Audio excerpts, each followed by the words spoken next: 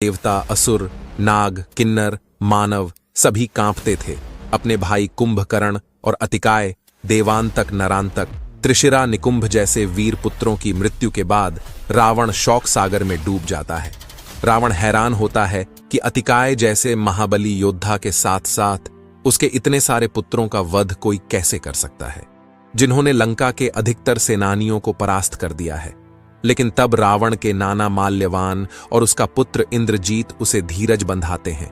रावण को हौसला देते हुए और प्रतिशोध की अग्नि में जलता हुआ मेघनाथ रावण को कहता है कि मुझे युद्ध में जाने की आज्ञा दीजिए। पिताजी, जिस लक्ष्मण ने मेरे भाइयों का वध किया उसको आज मौत की गोद में सुलाकर ही आऊंगा। इंद्रजीत रावण को अति प्रिय था, इसलिए रावण स्वयं युद्ध में जाने की बात कहता है। लेकिन उसके नाना माल्यवान रावण को परामर्श देते हैं कि जब तक सेना में एक भी योद्धा जीवित हो तब तक स्वयं राजा का युद्ध में जाना उचित नहीं होता, और अपनी विशाल सेना के साथ अपने पुत्र इंद्रजीत को युद्ध में जाने की आज्ञा देता है। लंका की बची हुई सेना लेकर इंद्रजीत युद्ध भूमि में आता है और आते ही अपने धनुष की प्रत्यंचा की डंकार बजाता है। इंद्रजीत लक्ष्मण को ललकारने लगता है और कहता है कि मेरे भाई अतिकाय का वध करने वाला लक्ष्मण कहाँ है? आज मैं अपने सभी भाइयों की मृत्यु का प्रतिशोध लेकर रहूंगा। इंद्रजीत की यह ललकार सुनकर लक्ष्मण भी आवेश में आकर श्री राम से युद्ध में जाने की आज्ञा मांगते हैं। तब विभीषण जी लक्ष्मण जी को सावधान करते हुए सतर्क रहने के लिए कहते हैं। भैया लक्ष्मण, इंद्रजीत एक मायावी तथा विकट योद्धा है। वह हर प्रकार की असुर विद्या में कुशल है। उससे युद्ध करने के लिए आपको अपनी पूरी शक्ति से युद्ध करना होगा। इंद्रजीत युद्ध जीतने के लिए हर तरीके का प्रयोग करता है, चाहे उसे छल भी करना पड़े। विभीषण का परामर्श सुनकर लक्ष्मण जी रणभूमि में इंद्रजीत के सामने आ जाते हैं। तब दोनों योद्धाओं में घमासान युद्ध छिड़ जाता है। लक्ष्मण जी अपने घातक बाणों द्वारा इंद्रजीत पर प्रहार करते हैं, लेकिन इंद्रजीत भी धनुर्विद्या में और अस्त्रों के ज्ञान में पूर्णतया कुशल था, इसलिए वह लक्ष्मण के सभी बाणों को काट देता है। लक्ष्मण और इंद्रजीत दोनों में परस्पर युद्ध चलता रहता है। बहुत समय तक जब इंद्रजीत लक्ष्मण से जीत नहीं पा रहा था, तब वह अपनी मायावी विद्या का प्रयोग करके युद्ध करने लगता है और अपने रथ से अदृश्य होकर आसमान में विचरने लगता है। उससे युद्ध करते समय लक्ष्मण जी विचलित हो जाते हैं और वह समझते हैं कि मेघनाथ युद्ध से गायब होकर कहीं भाग गया है। तब लक्ष्मण जी श्री राम के पास वापस चले जाते हैं, लेकिन तभी मेघनाथ जोर जोर से हंसने लगता है। उसकी हंसी आसमान में गूंज रही थी, लेकिन मेघनाद तब भी दिखाई नहीं दे रहा था।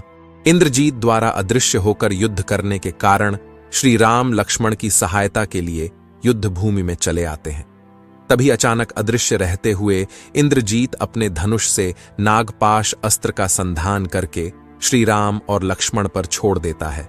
नागपाश के प्रहार से श्री राम और लक्ष्मण दोनों नागपाश से उत्पन्न जहरीले नागों में बंध जाते हैं और मूर्छित हो जाते हैं।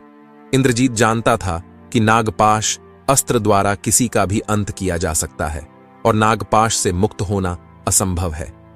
इसलिए श्री राम लक्ष्मण को नागपाश में बांधकर इंद्रजीत सोचता है कि अब वह युद्ध जीत चुका है, इसलिए वह अपनी सेना को युद्ध से वापस जाकर जीत का उत्सव मनाने का आदेश देता है। श्री राम लक्ष्मण के नागपाश में बंधने के बाद युद्ध समाप्त हो जाता है और लंका की सेना अपने नगर में वापस लौट जाती है।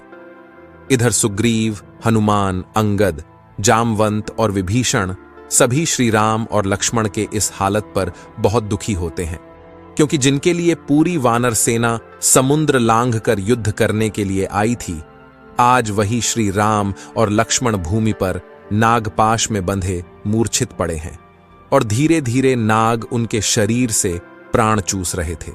किसी को भी श्री राम और लक्ष्मण को इस संकट से बाहर निकालने का रास्ता नहीं सूझ रहा था। सुग्रीव के पूछने पर विभीषण बताते हैं कि इंद्रजीत ने घात लगाकर नागपाश अस्त्र का प्रयोग श्री राम और लक्ष्मण पर किया है। तब सुग्रीव विभीषण से नागपाश से मुक्त होने का कोई उपाय बताने के लिए कहते हैं। कि दुनिया में ऐसा कौन सा अस्त्र है जिसका कोई उपाय नहीं है। लेकिन विभीषण जी कहते हैं, एक बार यमपाश से कोई मुक्त हो सकता है, लेकिन नागपाश अस्त्र से प्राणी मृत्यु होने तक छूट नहीं सकता, क्योंकि नागपाश अस्त्र स्वयं ब्रह्मदेव द्वारा प्रकट किया गया था। दुष्टों का संहार करने के लिए भगवान शिव ने ब्रह्मदेव से नागपाश अस्त्र मांग लिया था, और भगवान शिव की कड़ी तपस्या करके रावण पुत्र इंद्रजीत ने उनसे यह वरदान के रूप में प्राप्त किया। इंद्रजीत बहुत विकट परिस्थिति में ही इस अस्त्र का प्रयोग करता है। आज तक नागपाश से कोई भी बच नहीं पाया है। विभीषण जी मायूस होकर कहते हैं कि आज मेघनाथ बाजी जीत गया। वहीं दूसरी ओर लंका में अशोक वाटिका में बैठी माता सीता श्री राम और लक्ष्मण के नागपाश में बंध जाने की सूचना पाकर शोकाकुल हो उठती है और विलाप करते हुए माता जगदम्बा से अपने पति और लक्ष्मण की रक्षा की प्रार्थना करती है। इधर रणभूमि में समय बीतता जा रहा था। पूरी वानर सेना श्री राम और लक्ष्मण के इस हालत से मायूस हो चुकी थी।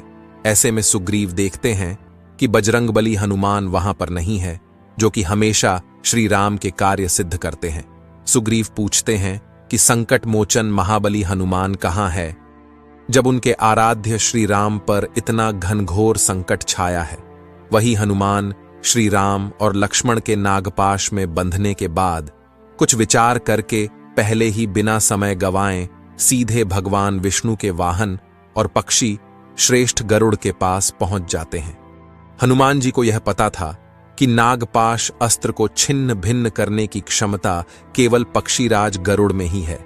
इसलिए हनुमान शीघ्रता से गरुड़ के पास आते हैं और गरुड़ को लक्ष्मण और मेघनाथ के युद्ध का सारा वृतांत बताते हैं कि कैसे मेघनाथ द्वारा छल से श्री राम और लक्ष्मण को नागपाश में बांध दिया गया है। हनुमान गरुड़ देव से प्रार्थना करते हैं कि वह शीघ्रता से उनके साथ चले और श्री राम और लक्ष्मण को नागपाश से मुक्त करने की कृपा करें। शुरुआत में तो गरुड़ देव आनाकानी करते हैं, लेकिन वहां पर देव ऋषि नारद भी आ जाते हैं और वे भी गरुड़ को समझाते हैं कि इस समय भगवान विष्णु ने धरती से असुरों का नाश करने के लिए श्री राम के रूप में अवतार लिया है। इसलिए आपका परम धर्म यही है कि इस वक्त पवन पुत्र हनुमान की सहायता करें। देव ऋषि नारद के समझाने के बाद गरुड़ उनसे सहमत होते हैं। इधर समस्त वानर सेना हताश होकर किसी चमत्कार के होने की प्रतीक्षा कर रही थी। अचानक वे सभी देखते हैं कि पवन पुत्र हनुमान पक्षीराज गरुड़ को लेकर आकाश मार्ग से आ रहे हैं। पक्षीराज गरुड़ को देखकर सभी प्रसन्न हो जाते हैं। पक्षीराज गरुड़ श्री राम और लक्ष्मण के पास आते हैं और अपने पंजों और चोंच से श्री राम और लक्ष्मण के ऊपर लिपटे हुए सभी जहरीले नागों को मारकर हटा देते हैं और श्री राम और लक्ष्मण नागपाश से मुक्त कर देते हैं। नागपाश से मुक्त होते ही दोनों भाई चेतना में आ जाते हैं और उठ खड़े होते हैं। श्री राम बड़े सहज भाव से पूछते हैं कि क्या हो गया था। तब सुग्रीव उन्हें बताते हैं कि मेघनाथ ने आप दोनों को नागपाश अस्त्र द्वारा बांध दिया था। हम सब हिम्मत हार चुके थे, लेकिन पक्षीराज गरुड़ ने आप दोनों को नागपाश से मुक्त करके नया जीवन दान दिया है। तब श्री राम पक्षीराज गरुड़ का धन्यवाद करते हैं और बोलते हैं कि हे पक्षीराज, हमारा और आपका कोई संबंध ना होते हुए भी आपने निश्चल भाव से हमारे प्राणों की रक्षा की है। हम सदैव आपके आभारी रहेंगे। पक्षीराज गरुड़ कहते हैं कि हे मर्यादा पुरुषोत्तम राम, आभार प्रकट करके कृपया मुझे लज्जित ना करें, क्योंकि मैं तो आपका ही सेवक हूं। जब आप अपने इस अवतार को पूरा करके अपने परम धाम में चले जाएंगे, तब आप हम दोनों के स्वामी और सेवक के संबंध को पहचान जाएंगे। तब गरुड़ श्री राम से विनती करता है कि कृपया इन राक्षसों से सतर्क होकर युद्ध करें, क्योंकि यह किसी भी छल तथा मायावी रूप में युद्ध कर सकते हैं, जबकि आप मर्यादा पुरुषोत्तम हैं और युद्ध में भी मर्यादा का पालन करने वाले हैं। इतना कहकर गरुड़ वापस चले जाते हैं। श्री राम और लक्ष्मण को सकुशल देखकर पूरी वानर सेना हर्ष हर्षोल्लास से भर जाते हैं और वे श्री राम के नाम के जयकारे लगाने लगते हैं। जय श्री राम तथा जय सिया राम के नारों से पूरा आकाश गूंज उठता है। वही लंका में जब रावण वानर सेना का जयन्नाथ तथा जय सियाराम के नारे सुनता है तो उसके नींद उड़ जाती है। तब वह अपने गुप्तचर को बुलाता है और पूछता है कि शत्रु सेना इतनी रात को जयनाद क्यों कर रही है। तब रावण का गुप्तचर बताता है कि राम और लक्ष्मण पर जो संकट आया था वह टल गया है, इसलिए पूरी वानर सेना खुशी से जयनाद कर रही है।